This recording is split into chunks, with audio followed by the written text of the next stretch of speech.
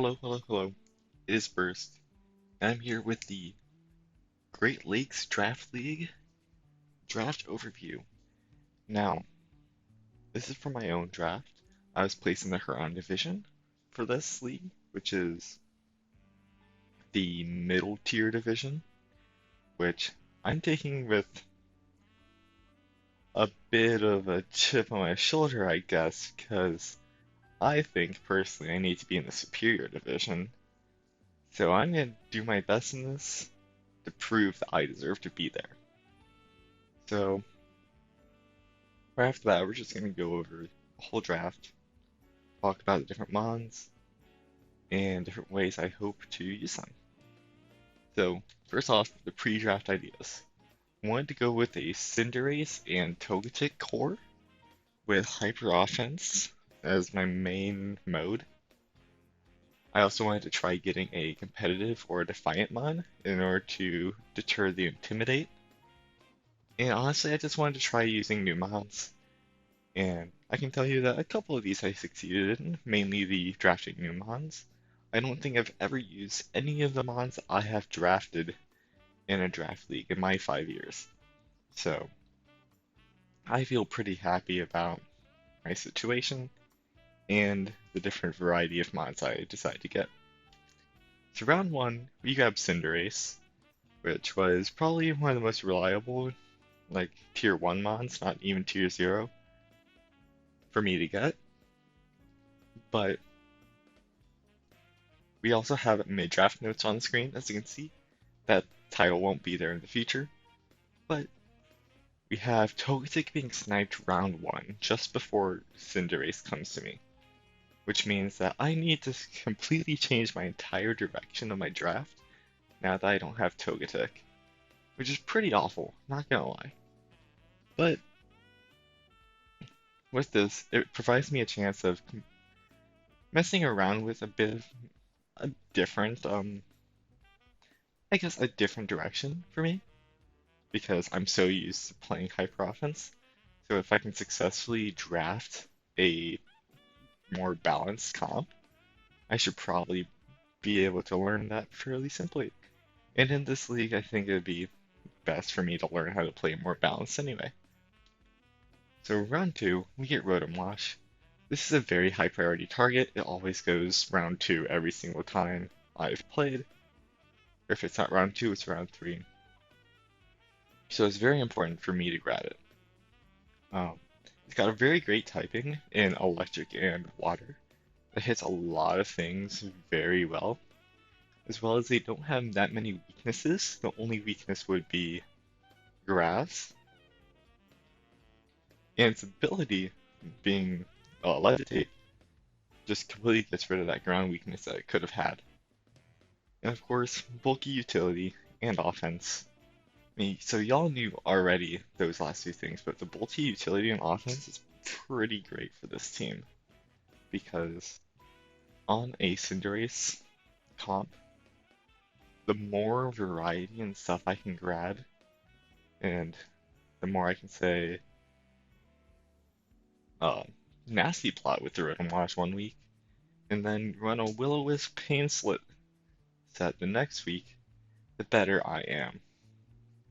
So next up, round three, we got Tangrowth. This is going to be my second tier 2, meaning that we're dipping into free points for the first time.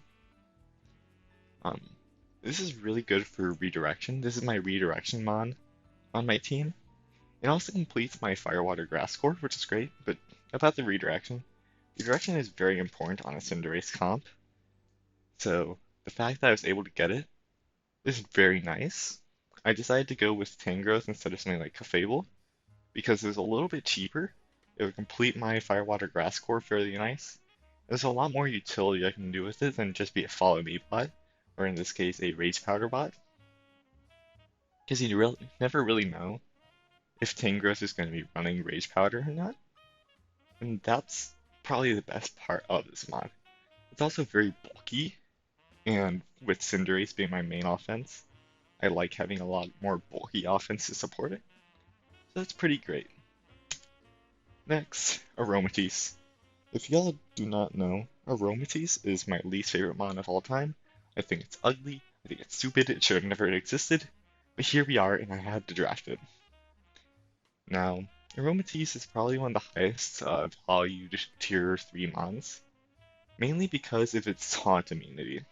You don't have to run a mental orb on it. And that's probably like the best thing that you can ever expect from an Aromatisse, or from a Trick Room mon like Aromatisse, because you have a lot more variety in what item you can put on it. You can say, put room service on it. If you want to underspeed something, you probably don't want to, but you can put that on it. You can put it with berry if you want. You can put the berry on it. So you have a lot of options here. Finally, it's the start of my true fantasy tour. I'm not going to say that Cinderace is the start of it, because even though it's the best steel type in existence, um, I don't really consider it as fantasy core, or part of the fantasy core if I'm not going to be consistently clicking max steel spike. So this is the start of it. And now that we finally have that off the screen and away from our eyes, we can open them again and talk about Galarian Articuno, the cool dude that completely offsets the ugliness of Aromatisse.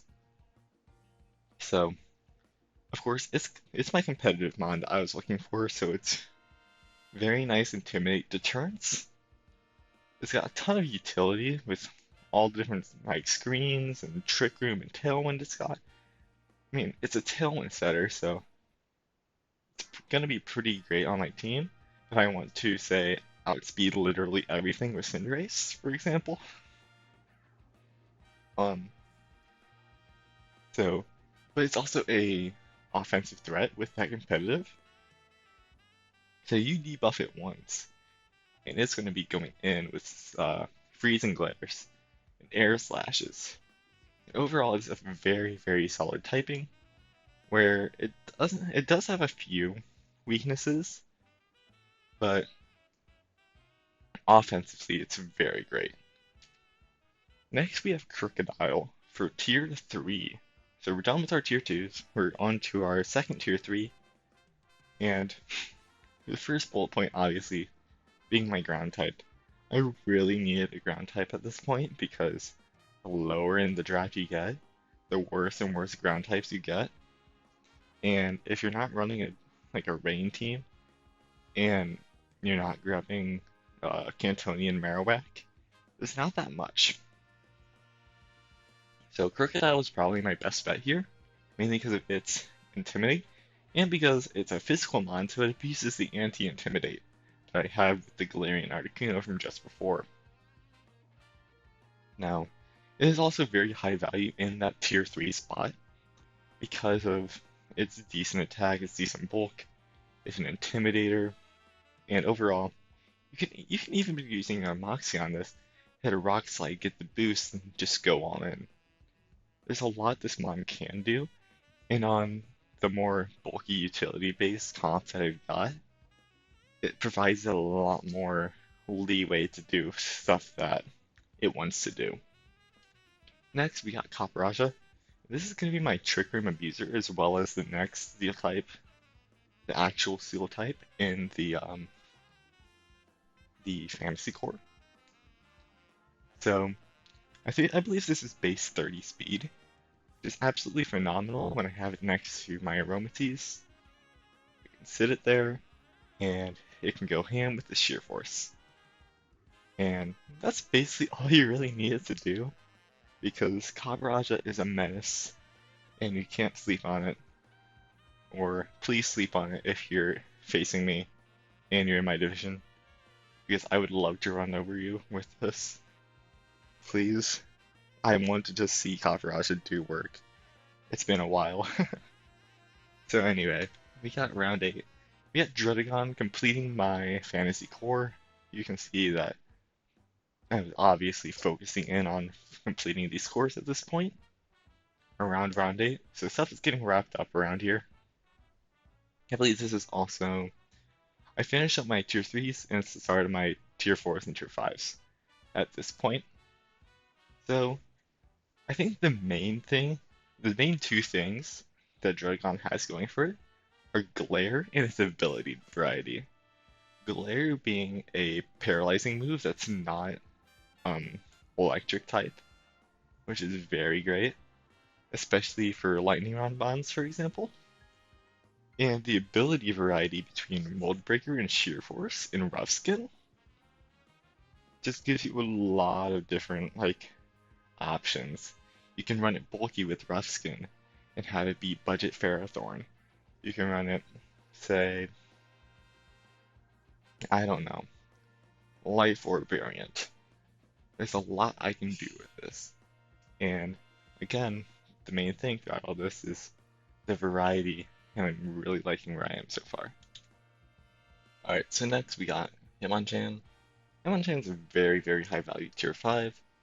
So the main thing that it's got is Inner Focus Fake Out and self-proccing with priority. Now, just to go through this, self-proccing, this is literally the only thing you're going to grab Hitmonchan for, so I don't even care if I'm exposing this. You literally just hit Mach Punch into something, or Bullet Punch into something, and all of a sudden you have, say, a weakness policy boost. So, you're not doing too much here, but generally it's basically here for the cleanup kills, for say, the focus ashes that need to be taken out, the fake outs, so I can actually go for something. So it's a very nice mon there, and though it only has one niche, I'm glad that I at least have it, because my team does struggle a little bit with the cleanup kills, so this is going to be pretty great for that.